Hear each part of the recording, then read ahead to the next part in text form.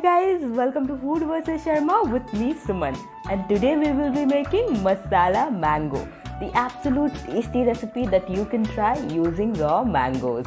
So let's get started. For that I have taken around 4 raw mangoes and will peel it off. You can also use peeler, but I prefer knife. Basically, I had tried this recipe this summer and it turned out so well that I thought of sharing this with you guys. So once this is done, we'll cut it into thin slices. You can shape them as you like. Just remember it has seed inside, so be careful.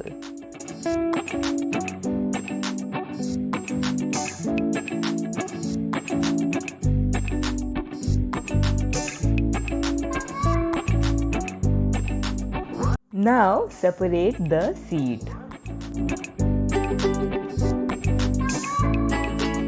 So we have cut the mangoes into pieces and now we'll add the spices. Black salt 1 teaspoon.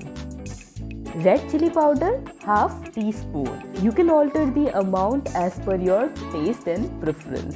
Kasundi sauce half teaspoon. If you don't have the kasundi sauce, then you can use mustard paste.